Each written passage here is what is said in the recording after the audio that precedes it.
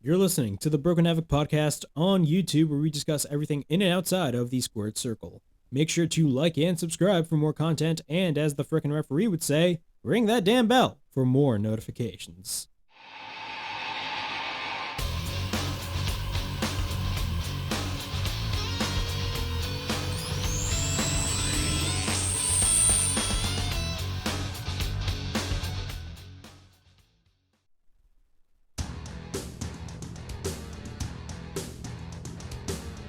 What's up, everybody? It is Broken Havoc here on the Broken Havoc podcast, here to review AEW Dynamite from March 23rd, 2022. Overall thoughts on this show. This was a fantastic episode of Dynamite. The show flowed absolutely tremendously well, in my opinion. Of course, we had the in-ring return of CM Punk ever since his dog collar match with MJF 2 weeks ago at Revolution. He faced off against Dax Harwood in a great opener. Of course, we had the Tornado tag team match involving the AFO and Sting, Darby Allin, and the Hardy Boys, which was absolute mayhem.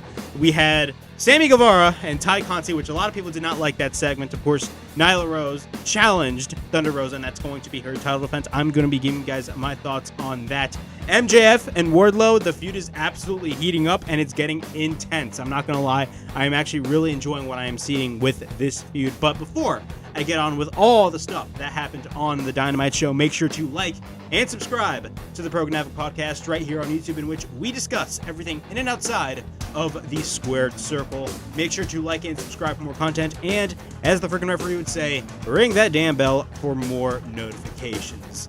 All right, so let's get on with Dynamite. Dynamite started off with CM Punk taking on Dax Harwood. And I'm not going to lie, man, the crowd, I believe they were in Austin, Texas, correct me if I'm wrong. The crowd was absolutely hot throughout this whole show. Like, the crowd was insane. Like, literally, this could possibly be one of AEW's best crowds. Now, usually, almost every week, AEW has amazing crowds.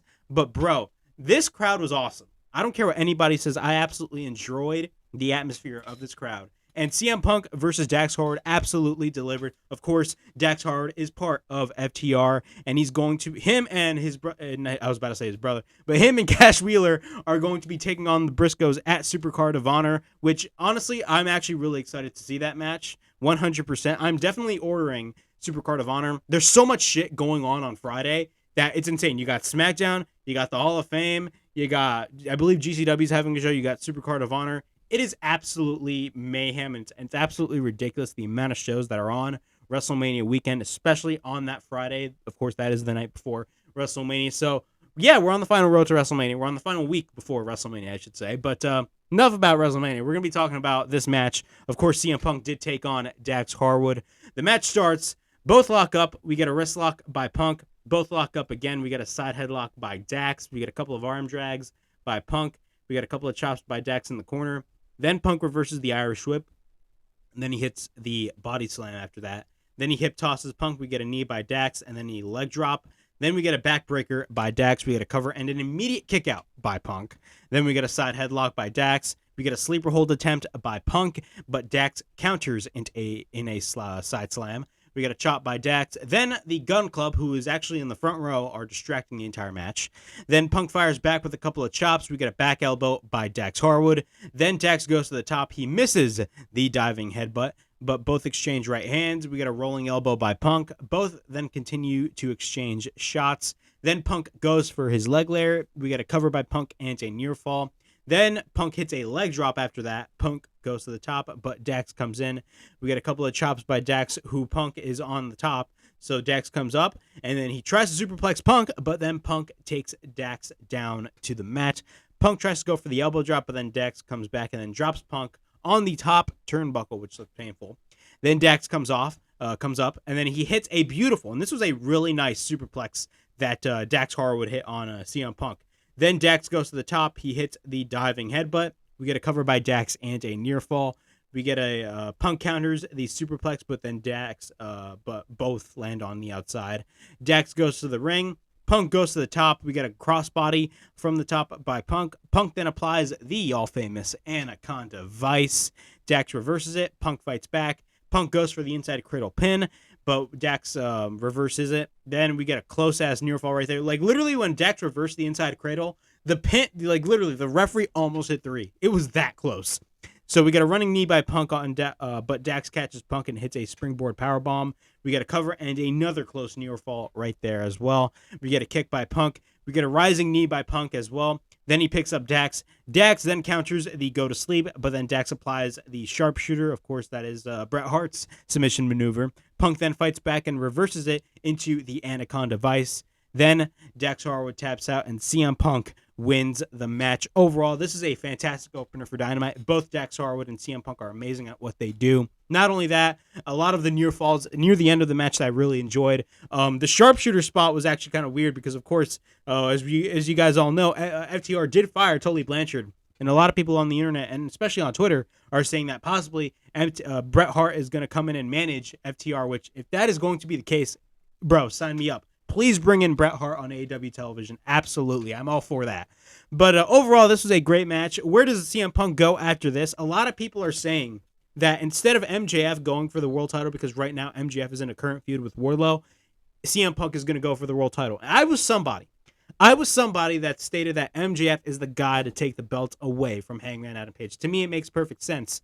And I also was that other person that really said that, really this whole feud with Wardlow, as much as I love the feud, to me, it's not a pay-per-view worthy match. But after what I saw on this show with the segment with Wardlow and MJF, I take that back. Absolutely. This match deserves to be on pay-per-view. And they're really going all out with this whole MJF feud. So really, CM Punk, it's either MJF or CM Punk to take the world title away from Hangman. A lot of people are most likely now leaning towards CM Punk. I'm still leaning towards MJF, but I wouldn't have a problem with Punk winning the title, because then you can lead a situation where Punk would have a good babyface title reign, but MJF will be the guy to take MJF would be the guy to take CM Punk and his world title, and the whole story would come full circle, in my opinion. But we'll have to wait and see what happens. Honestly, I'm really excited to see what goes down when it comes to CM Punk, and especially MJF, because honestly, I'm really curious to see what happens in the near future. But overall, fantastic match. FTR is amazing, but really, Dax Harwood is awesome at what he does as well. I can't wait to see FTR versus the Briscoes. That's going to be a crazy ass match, mainly because of the fact that these guys were feuding on social media for months now. Not only that, of course, they did brawl at Final Battle, so I'm definitely ordering the Ring of Honor pay-per-view. All right. Chris Jericho backstage with the Jericho Appreciation Society. We all love sports entertainment, right? Yeah, we all love sports entertainment. But Jericho's backstage talking about that photo that AEW showed with a younger John Silver taking a photo with, which it looks like 2005 Chris Jericho. And he talks about how, the Jericho Appreciation Society, how they beat up pro wrestlers and all that stuff. And then Jericho says that he will feature Endeavor him. That's the funniest shit ever. That's hilarious. But I love the Jericho Appreciation Society. I think it's something unique. Not only that, for the people that thinks like, oh my God, WWE lives rent free in AEW's head, and they're mentioning sports entertainment, yet AEW is the company that hates sports entertainment. People don't understand what the hell this is. This is like Jericho is using the term sports entertainment to get legit heel heat, because he knows the AEW audience does not like the term sports entertainment, because we're a pro wrestling company, not a sports entertainment company. In the words of Eddie Kingston, my man, go down the block. All right. Right after this, we got the Tornado Tag Team match with Sting and Darby Allin taking on a Private Party and the Butcher and the Blade in a Tornado 8-man tag team match. Overall, this match was absolute mayhem. I will admit, man, this match was absolute mayhem. There was so much stuff that was going on this entire match. Like, there was brawls happening in the freaking confession stands, all that crazy stuff. And Jeff Hardy, of course, did a whole swanton bomb through a table at the confession stands. Like, that is insane. But concession stands, my bad. Confession, my dumbass. But literally, there's so much shit going on right now in this match that, like, it's insane. Like, Sting is amazing. Still at his age, he's amazing. But the match starts. We immediately get a suicide dive by the one and only Darby Allin. Sting with the crossbody. Matt Hardy goes after Isaiah Cassidy. Sting uses the skateboard as a weapon. Jeff then takes out Blade over the guardrail. We get a Stinger splash on Cassidy on the guardrail. Then Butcher and Blade work on Jeff and Darby in the crowd. Both are up in the crowd. Then Darby is in control over the Blade. Andrade then grabs the chain and he puts it on Darby. Then Butcher drives Darby on the rails. Then he sends Darby down the stairs. Once we go to a commercial break, all hell is breaking loose during the commercial break. Once we're back from break, Darby, Jeff, Sting are fighting out Butcher and Blade in the concession stands. And once we're back from break, Cassidy and Matt are on the stage. Matt then tries to go for the side effect off the stage, but Quen out of nowhere comes in and hits the low blow. Then Private Party take down Matt off the stage, which looked insane. Then, meanwhile, Jeff Hardy has a ladder on the concession stands, and then he sets up the ladder. Jeff climbs up. Butcher and Blade both are on the table, and this dude hit a freaking swanton bomb through the table. So this is like 2005 TNA, vibes right here. You guys remember that match that Jeff Hardy had with the Biss in which he hit a freaking swanton bomb? Like, I believe it was in the parking lot of the soundstage. Correct me if I'm wrong. Like, Jeff Hardy is doing some TNA Jeff Hardy shit in this match, which is insane. I actually absolutely love it. We get a cover by Private Party on Matt and a near fall. Sting then fights off Private Party. Cassidy hits Sting with the chair. Sting, of course, being Sting, no-sells it, and then he hits the Stinger Splash on each corner. He misses the third time. Cassidy is in control. He takes Sting up to the ring. Then Private Party is about to hit the gin and juice, but Sting catches one of the members of Private Party and applies it into a Scorpion Deathlock. Then Matt Hardy and Sting hit the Twist of Fate and a Scorpion Death Drop at the same time.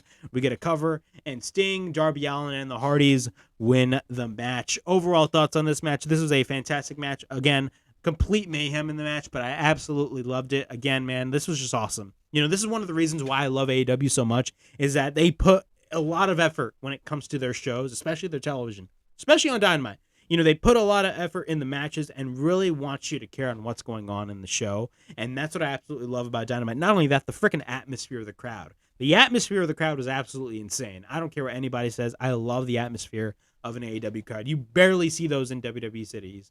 Or I shouldn't say WWE cities, but in WWE events. Like, there are very few crowds in the WWE. Like, if you go to, like, Brooklyn or Chicago, like, those cities, like Philadelphia, you'll get those crazy-ass crowds. But in AEW, almost every week, in any city that they go to, I mean, there's some cities which, the crowd can be dead. But I will say, man, AEW, almost every week, the atmosphere on the show is absolutely amazing. And that's what I loved about this match, the atmosphere and all the craziness that happened in this match. All right. Tony Schiavone interviews FTR. Cash puts over Dax and says that the Ass Boys still piss the bed. And then Dax says that they can't stand spoiled brats and says that FTR is the best tag team Monday, Wednesdays, and Fridays. And so they're going to be wrestling the Gun Club, I should say. I would assume they're wrestling the Gun Club. Bryan Danielson and Jon Moxley taking on Griff Garrison and Brian Pillman Jr., the Varsity Blondes. Overall, this was a great match. I love the duo with the duo of Bryan Danielson and Jon Moxley, and with the addition of William Regal, bro, this has the potential on being something big, man. And honestly, I absolutely love this duo and their tag team combinations and all that stuff. I absolutely love. Not only that, it's something really really something that we haven't seen before, and I love the inclusion of William Regal mainly because of the fact that this guy has so much knowledge of the business. But overall, the match was really good. Of course, Bryan Danielson and Jon Moxley really got the majority of the offense during this match. I mean, the Varsity Blondes did get some offense, of course, but really it was all Bryan Danielson and Jon Moxley throughout the entirety of this match. Danielson and Moxley go after the Varsity Blondes. Moxley then sends Garrison to the guardrail. We get a couple of kicks by Danielson in the corner. Moxley then works on Pillman Jr. Then we get a couple of chops by Moxley. We get a drop kick by Pillman Jr. Then Garrison tags in. We get a splash in the corner by Garrison. Moxley then blocks a boot and hits a German suplex. Danielson then goes for a kick on Garrison. We go to commercial break, and once we're back, Pillman then falls into a kick by Danielson. Moxley then tags in. We get a King Kong Lariat and a release German suplex combination by both Danielson and Moxley, which was awesome. Moxley then goes for the pile driver. We get a cover and a near fall. Then after that, Danielson gets taken to the outside. We get a couple of chops by Moxley on Griff Garrison. Garrison fights back with a couple of elbows. Moxley goes for a right hand. Garrison then goes for a boot. The Blondes go for the double team on Moxley. We get a cover and a near fall. Garrison at this point is the legal man. Then Danielson goes for the Psycho knee. And then Moxley hits the paradigm shift on Garrison. And then We get a couple of elbows by Moxley on Garrison. Then Danielson repeatedly kicks Pillman's head in, as he would love to say. Moxley applies the sleeper on Garrison, and both applied this. Both did some crazy shit near the end of the match. Like literally, Danielson hit the freaking, did his freaking stomps to the face, and then Moxley did the sleeper, and he was like literally knocking down Garrison while he had that submission applied. Garrison taps out. We get Moxley and Danielson win the match. Overall thoughts on this match? This was an insane ass match. I absolutely loved it. Moxley and Danielson, again, what can I say about these guys? These guys are definitely, a force to be reckoned with. Not only that, I mean, I love their work right now in AEW. I think pairing them together is absolutely the right decision. After, of course, they wrestled a fantastic match at Revolution, I absolutely love the pairing of Jon Moxley and Bryan Danielson. Moxley then cuts a promo, calls him lucky. He says that he's grateful to learn from the best. There's one man he really appreciated, and that is William Regal, and the skill from Regal and a badge of honor. It was hard to get it, but he got it. He wore that badge with pride, just like his friend Bryan Danielson. They were forged in combat. It's like leadership said, if you want to get in the ring with them, you need to step up. Then the message is for everyone who dares to step up with them. You need to reach out to the place where you love pain. He calls the faction the Blackpool Combat Club, which is a badass name for the group. I absolutely love that. And it says that if you want to step up and join, you're going to have to learn the hard way. Overall, this was a fantastic promo by Moxley. I love the name, the Blackpool Combat Club. In my opinion, that is such a badass name. I mean, I dug the name of the Hurt Business in the WWE. I thought the Hurt Business, that was an awesome ass name. It was kind of a take, in my opinion, of the Beatdown Clan and TNA. That's just my view. But so I love the name of the Hurt Business. But the Blackpool Combat Club, now that's some modern shit right there. I absolutely love that. That is such a good name. But overall, it was a great promo, a great match. Definitely Moxley and Danielson are absolutely amazing on what they do. And I wouldn't mind if they were the tag team champions, to be quite honest with you. I actually wouldn't mind. MJF cuts a promo. The security is in the ring, and he cuts a promo on Wardlow and CM Punk. He proceeds to start talking about Wardlow, and then he shifts over to CM Punk, and then he shifts over back to Wardlow. So he says, Wardlow, it's such a shame that he couldn't get the job done last week, especially because it was unlike of him that he is a man of his word. Then we get a bunch of shut the fuck up chants, and then he says, unlike him, he honors his business agreements. So he says that he meant it when he said he could beat him, and he couldn't beat Scorpio Sky. He wanted to talk to CM Punk. He knows it. He had him beat at Revolution just like he had him beat twice in Chicago. He decided to cheat the win, and he wants to make it clear there's another match, and when there is, he will give the most embarrassing loss of CM Punk's career. It won't be over until he attends his funeral and piss in his grave. And then MJF goes back to Wardlow. Then he asks the people like Wardlow and says that they're inbred because of that. He calls them a greedy little pig and says that when he met him a couple of years ago, and then we get a bunch of Wardlow chants, so Wardlow's extremely over. Says that it wasn't for him. These people wouldn't know who he was if it wasn't for MJF. And he thanks to him he has money. And he talks about how does he repay him? By costing the biggest match of his life. MJF says that he has the audacity for to ask his release from his contract, but he signed a deal with the devil, and all the devil's deeds are ironclad. And he thought he had it before. He's about to make his life a living hell. If he wants to jump high, he will. He will strap him to a cross like Jesus Christ. Yes, that's exactly what MJF stated. He could kick his mother out. Wardlow then immediately comes out when MJF goes personal. So he comes out, but the security, he tries to take out the security, but everybody in the security absolutely held on to Wardlow. MJF says that he doesn't work for AEW. He works for MJF. And MJF does not want him around. He's going to pay him, but to pay him to stay home until all these people forget he ever existed. And then after that, he said, I'm going to address a rumor right now. Apparently, people are saying that the Pinnacle is over, but that is far from the truth. The Pinnacle is better than ever, and they're about to move up because when you're in the Pinnacle, you're always on top. Overall, this was a great segment. I was going to enjoy, I remember my previous Dynamite reviews, I stated that, the feud with Wardlow and MJF really shouldn't be on pay-per-view. Should be on a special episode of Dynamite. I completely changed my mind, in my opinion. I completely changed my mind mainly because of the fact that, of course, they're really playing this as like, MJF is like the quote unquote like boss of Wardlow. Not only that, they actually removed Wardlow from the roster on AEW.com, which is actually really weird. But they're definitely playing into that storyline, and absolutely, man, like overall, this is a great segment by MJF. MJF is literally like amazing on the microphone, and a lot of people just absolutely love his work, and I couldn't agree. I have to agree. Like, MJF is a fantastic heel. He is what a true heel should be in wrestling. That is just my opinion.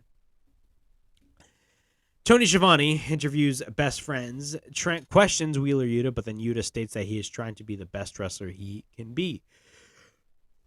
After that, we get Adam Cole versus Jay Lethal. This was a great match. Excalibur on commentary actually mentioned a lot about the history of Jay Lethal and Adam Cole.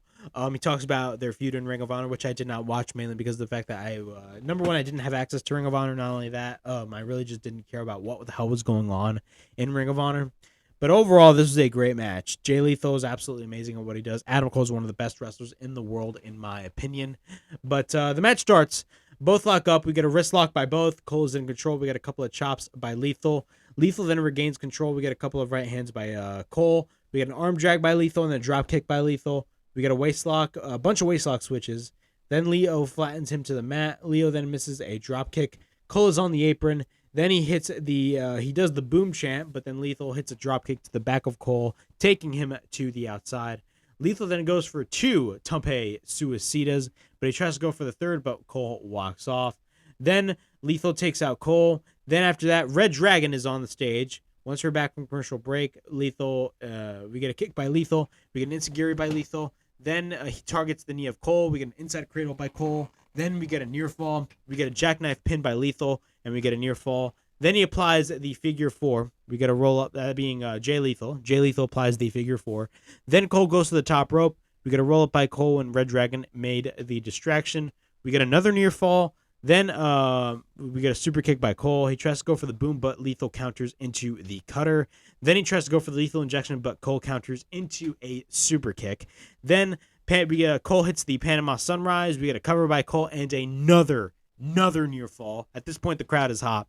Cole misses the boom, and Lethal goes for a roll-up. Red Dragon goes for the distraction on the referee. Then, when the referee is distracted, Cole hits a low blow, countering the lethal injection. We get a cover by Cole, and he wins the match. And after that, Cole cuts a promo, talks about how there's no one on the planet who deserves the AEW World Championship more than him. Says that Hangman stole his victory, and 2 out of the last 3 matches he won last week, he's in the trios match. When he pinned Jungle Boy, he stared at Hangman.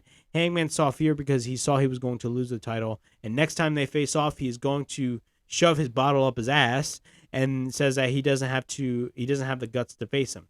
And then what happens? Hangman Page comes out, and he takes off his belt and whips Cole and Red Dragon, but the heels gain the advantage. But Jungle Boy and Luchasaurus and Christian Cage come out for the save. But Adam Cole steals the AEW World Championship. Overall, this is a great match/segment. Adam Cole taking the AEW World Championship is kind of weird. I mean, you've seen it many times in wrestling in which the wrestler would just take away the belt. Like, remember when Jinder Mahal, like when he was on his way to be the WWE champion, he actually took the belt away from Randy Orton. Yeah, that's what I'm talking about. But overall, this is a fantastic segment. I absolutely loved it, and that's that. All right. Sammy Guevara, him and Tay Conti on the ring. He talks about how they want payback. Ty says that Paige Van Zant will get her ass kicked, and then Dan Lambert comes out and says that on their side they have all ego Ethan Page and himself and the most popular TNT champion of all time, Scorpio Sky. My God, I'm extremely tired. Then Paige Van Zant says that Dan Lambert states that Paige Van Zant is the biggest free agent signing in AEW. She excluded appearances in shitty towns, and the champion Scorpio Sky is a man who has not lost a match since Tony Khan reached puberty a couple of years ago. And then it says, you got Sammy and Ty, and asks the men of the year if they have interests. But both Scorpio Sky and Ethan Page leave. And then Sammy, after that, Dan Lambert kisses the TNT championship that he has. But then Sammy says that him and Ty did many things with that belt. And since he lives front free in Dan's head, He now lives it in his mouth, which was absolutely a funny ass comeback. But yeah, man. Then after that, a photo was just spreading everywhere about like Tay Conti and Sammy Guevara, which I will not show right here, by the way. If you want to look at it, go on Twitter. But overall, it was a great segment. I mean, it was not the best, but like Dan Lambert really tries to make things really well. I absolutely love Dan Lambert for what he does. Sammy Guevara, of course, is great. Tay Conti is hilarious. But I still think she's great. But overall, was it that bad of a segment? Not really. There was one segment on the show that I didn't like, and that was, of course, Thunder Rosa and Vicky Guerrero, which I'll talk about that later on. But overall, it was not a bad segment whatsoever. We get a video package on Swerve versus Ricky Starks on Rampage, so they will be wrestling tonight on Rampage. Then we get Layla Hirsch versus Red Velvet. Overall, this was, not a bad match. We've seen this match on Rampage already. This is the rubber match, of course. Velvet sends Hirsch to the guardrail multiple times. We get a back elbow by Velvet. Velvet then goes for the Hurricane Run on the outside, then takes Layla to the outside. At this point, the bell rings, so the match didn't even start yet. Then we get a couple of body shots in the corner by Velvet. We get a stomp. We get a standing moonsault by Velvet, but we get a near fall. Layla then after that hits the gut wrench suplex. We get a cover engineer fall. Once we're back from break, Velvet then fights back. Then we get a couple of clotheslines by Red Velvet. We get an arm drag, and then we get a couple of double knees to the back of Layla Hirsch. Layla then fights back. Velvet goes for her kicks. Layla then tries to catch Velvet's springboard into a German suplex. We get a cover and a near fall, but then Layla goes to the top. Velvet then comes in and takes both of Layla's arms and drops Layla. After that, we get a cover and a near fall. She hits a corkscrew kick on Layla. After that, Layla escapes. Then Hirsch goes to the outside, but then they take the turnbuckle from under. The referee takes it away. Has another one under her trunks. We get she hits Velvet without the referee seeing it, and we get a cover by Layla Hirsch, and Layla Hirsch wins the match. Overall, I'm not really as invested in this feud, mainly because of the fact that I'm not really that big of a fan of Layla Hirsch turning heel. I mean, to me, it kind of made no sense whatsoever. But it is what it is. Then after that, Layla applies the cross arm breaker, but then Chris Statlander comes in for the save and goes after Layla Hirsch. So this feud is nowhere near over. Tony Schiavone interviews Jade Cargill and says that they're not about to leave. They're not here to talk about their opponent. Talks about the celebration that she's going to have, so that's great. We get Darby Allin versus Andrade next week and FTR versus the Gun Club next week, so those are going to be two great matches. Then we get Thunder Rosa. So we get the Thunder Rosa segment. Vicky Guerrero immediately interrupts and says that she will give her a little bit of credit. Says that she better not insult her states. Overall, I did not like the segment, and I don't like the fact that Nyla Rose is like the first challenger for Thunder Rosa. Now, granted, it's not like this match is going to happen on pay-per-view, because if they booked this match for pay-per-view, that'd be really stupid. But honestly, man, like I just hated the fact that they immediately had Vicky Guerrero like interrupt Thunder Rosa. Like, if you really could have, I would have had Thunder Rosa. Like, if you wanted to have Vicky Guerrero do her whole excuse me thing, like, at least have Thunder Rosa cut a promo first. Like, she barely even cut a promo a week after her win in the steel cage match against Britt Baker. So why, like, to me, like, I don't know why. I'm just not really... I mean, Nyla Rose, like, look, I've been a fan of Nyla Rose, but, like, to be quite honest with you, I feel like after she won the world title, after she dropped the world title to Shida, I felt like she's kind of fallen off the wayside, in my opinion. I'm not going to lie. I haven't been really invested in Nyla Rose a lot. Even when they did pair her with Vicky Guerrero, I was just not really invested. And to be quite honest with you, I mean, like, Thunder Rosa versus Nyla Rose, even though that match could possibly be good, I'm not really excited for it. Hopefully, AEW finds I don't want to say credible, but like a good opponent for Thunder Rosa for Double or Nothing. Hopefully, that is going to be the case. All right, we got our main events. We got John Silver and Alex Reynolds versus the Jericho Appreciation Society's Chris Jericho and Daniel Garcia. So we got pro wrestlers versus sports entertainers. Overall thoughts, this is, it was a great match, but overall thoughts, damn, my light went off. Holy shit. Yo, my light went off, guys. Oh, damn. Okay, let's try to turn this on. Crap. I'm literally, like, botching here right now, so, like... Oh, my God. Absolute insanity. There we go.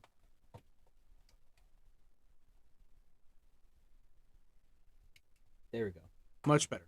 Much better. Literally, my light went off, so my apologies right there, everybody.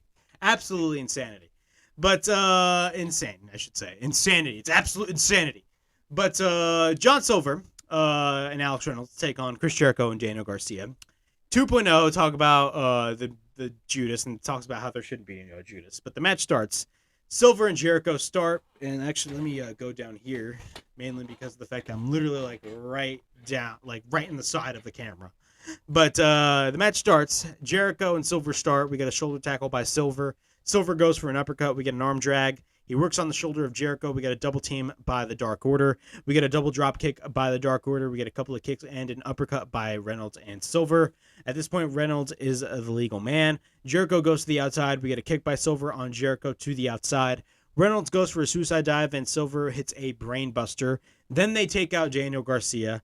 Then Jericho kicks the steps, and the referee frames Dark Order's number 10 and Allen Angels. So that's a very heelish tactic right there by the one and only Chris Jericho. Then the referee kicks them out. Once we're back from commercial break, Jericho's in control over Alex Reynolds. Reynolds then fights back. Jericho goes for a right, but then he tries to go for the lion salt, but then Jericho misses. Then Silver tags in. He works on Jericho. He flattens Jericho to the mat. Silver then goes to the apron. We get a cannonball on the outside. Silver then takes out everyone onto the outside. He takes out Jake Hager. We get a crossbody by Silver on Jericho. We get a near fall. We get a couple of kicks by Silver. Jericho goes for the code breaker. Then we get a cover into near fall. We get repeated rights by Jericho. Then Garcia tags in. We get a chop by Garcia. Jericho again then gets taken to the outside. Dark Order goes for that amazing. Alex Reynolds and John Silver do that amazing combination tag team attempt right there. Then we get a cover on Garcia and a near fall. Silver then takes out Hager and 2.0. Then we get a suicide dive on Hager, but catches Silver and slams him to the floor. We get an inside cradle and a near fall. Reynolds then goes for the knee strike, but then Jericho uses the baseball bat, that being Floyd, on Reynolds. And when the referee was not looking, so, Jericho used it. Garcia applies the Scorpion Deathlock on Alex Reynolds, and Alex taps out. And Daniel Garcia and Chris Jericho win the match. Overall thoughts on this match? This was a great match. Again, I love the fact that they had Jericho team up with Daniel Garcia. I mean, of course, they're on the same group, but I love the fact that they had them team up together. I feel like one of the main purposes of this whole Jericho Appreciation Society is to get over guys like Daniel Garcia, because 100% Daniel Garcia is amazing at what he does. But overall, man, this is a great match. Jericho was, great as well. I love the character work that they're doing, and I love the gimmick of, hey, we're sports entertainers, not pro wrestlers, because it can give you that legit heel heat. But, that was the main event. Overall thoughts on Dynamite. I thought Dynamite was a pretty good show, in my opinion. There was, one thing that I just didn't like, and that was, of course, the Thunder Rosa segments. But overall, the entire show flowed really well. I absolutely enjoyed what I saw. And really, I'm really excited to see what happens in the near future. Of course, we got a lot of stuff happening this week. We got Raw, Dynamite, SmackDown, Rampage, especially that Friday. That Friday is going to be insane. I do not even know if I'm going to be coming with you guys with a SmackDown and Rampage review, mainly because of the fact that I'm planning on watching the Ring of Honor pay-per-view. I'm not going to cover that show, mainly because I really haven't watched a Ring of Honor pay-per-view in full. I would only watch a couple of matches there and there. So I really do not know what's currently going on in Ring of Honor, but the matches on that show are amazing. I'm really excited to see the Briscoes taking on FTR. Of course, you got Bandito taking on Jonathan Gresham to basically unify both the Ring of Honor championships. But there's a lot of stuff going on. Of course, I believe GCW is having a show as well. There's a lot of shows going on. You got the Hall of Fame as well, so that's going to be insane. There's a lot of shit happening, especially on that Friday. So I don't know if I'm going to be coming up with you guys with a SmackDown and Rampage review, but we'll have to wait and see. But that was my AEW Dynamite review. Please like, subscribe, comment down below, push that bell for notifications, and be on the lookout for more videos right here on the Broken Havoc podcast. But as always, it is Broken Havoc, signing out.